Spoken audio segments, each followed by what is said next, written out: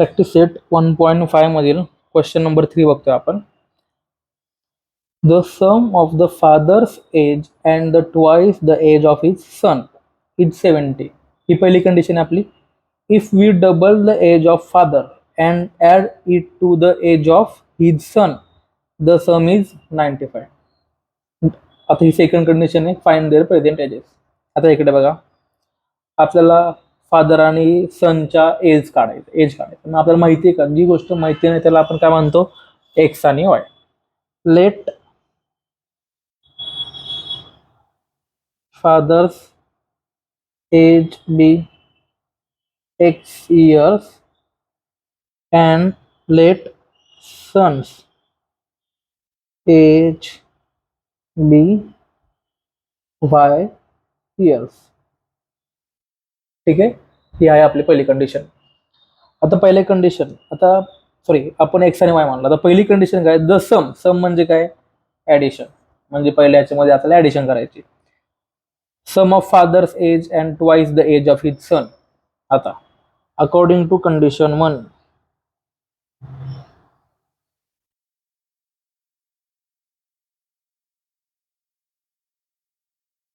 ठीक आहे, the sum of fathers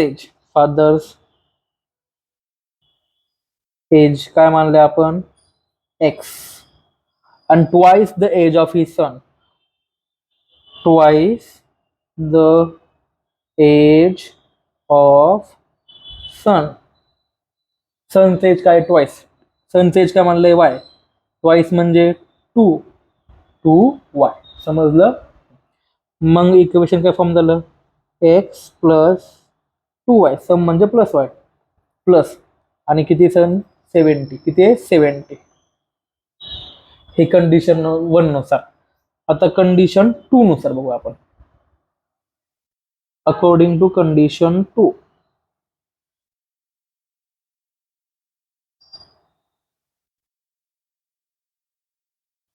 ठीक आहे. आता कंडिशन काय, if we double the age of father. Double म्हणजे ट्वाइसच.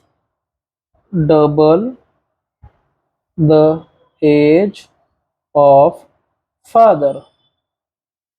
डबल म्हणजे एज फादरचं एक्स आहे, डबल म्हणजे 2x. डबल म्हणजे 2x. And add it to the age of son. Age of son किती आहे, फक्त y. Age of son is equal to y. मग आपलं इक्वेशन काय झालं, 2x प्लस y. समच आहे ना, ॲड म्हणजे समज. 2x plus y is equal to 95. हे इक्वेशन नंबर 2, हे इक्वेशन नंबर 1. ठीक आहे. आता काय करायचं आपल्याला, आता हे दोन इक्वेशन झालेत फॉर्म, आपल्याला सॉल्व्ह करायचे. ठीक आहे. आता मला सांगा, इथं काही कट होते का, कट होताना तर काहीच दिसत नाहीये.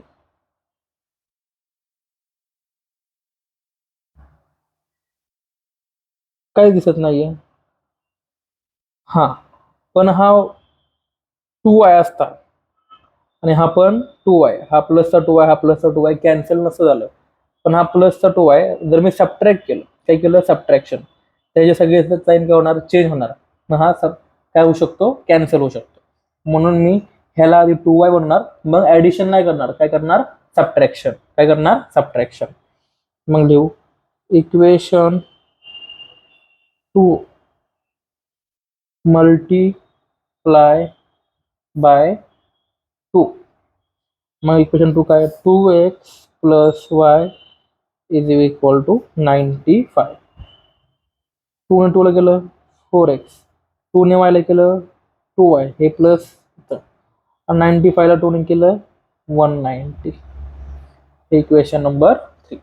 आता बघा 1 आणि 3 मध्ये, 1 आणि 3 मध्ये, 1 आणि 3 मध्ये हा पण 2y, हा 2y कॅन्सल होऊ शकतो. पण कधी हा जर मायनस असेल तर, मायनस पाहिजे असेल तर आपण काय करणार, सबट्रॅक्शन. मग लिहा सबट्रॅक्ट इक्वेशन. आता 2 नाही, 1 आणि 3, 1 and 3. ठीक आहे, लिहिलं इथपर्यंत. हां, आता 1 इक्वेशन काय आपलं, x plus 2y is equal to 70.